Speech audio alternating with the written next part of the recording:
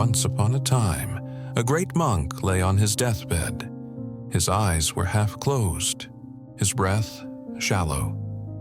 Surrounded by his disciples, silence filled the room. They waited for his final words, wisdom that would guide them long after he was gone. The monk slowly opened his eyes and whispered to his chosen successor, "Remember one thing, never allow a cat into your life." With that, he closed his eyes and took his last breath. The room was stunned. A cat? Of all the things, why a cat? Even the young successor was confused. He kept thinking to himself, what did he mean? Why not a cat? Days passed. The master was cremated with full honor, but the strange last words kept echoing in the young monk's mind. Never allow a cat into your life. Try as he might, he couldn't let it go. So, he approached the oldest monk in the monastery, a wise man who had served alongside the master for decades. The old monk smiled when he heard the question and said, "Ah, so he told you about the cat. Come, let me tell you the story behind it.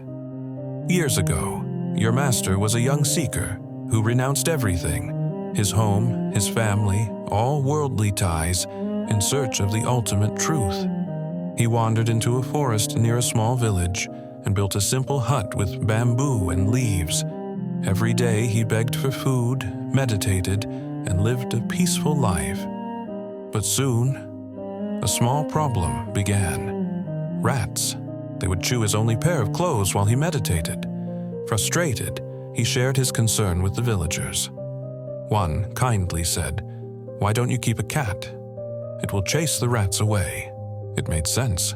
So he accepted a cat. At first, it worked. The cat kept the rats away.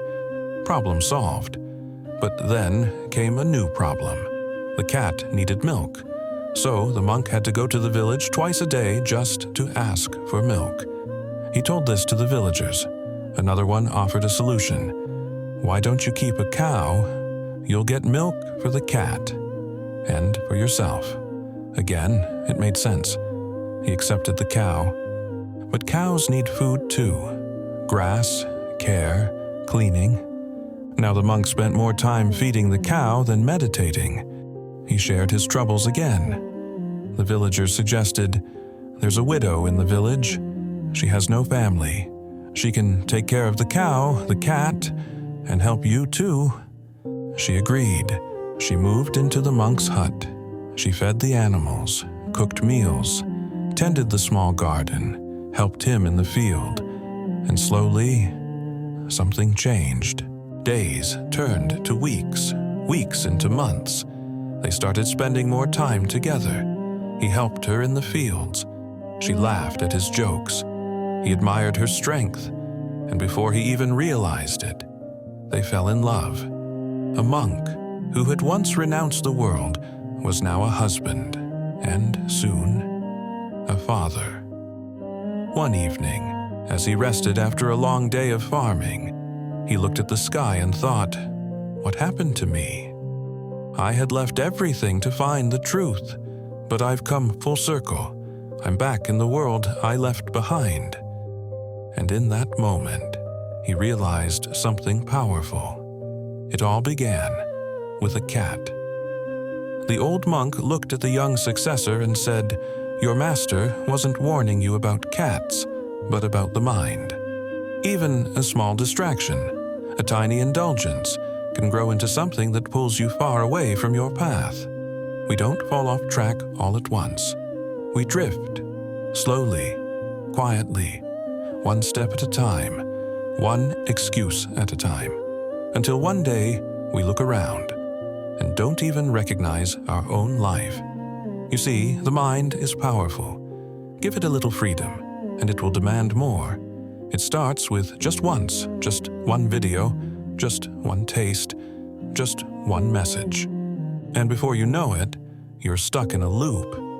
Think about it. Many people don't plan to get addicted to porn, or junk food, or scrolling endlessly at 2 a.m. They tell themselves, "Just this one time, I deserve it." I can stop anytime. But that's how it begins, not with a decision, but with a moment of weakness. So what was the cat? The cat was distraction. The cat was comfort. The cat was attachment. The cat was the mind saying, just this once. So remember this. If you wish to control your life, first, control your mind. Even the greatest monk fell, not because of temptation, but because he allowed just a little space for the cat to enter. And once the cat was in, everything changed. Never allow a cat into your life. Now you know what he meant.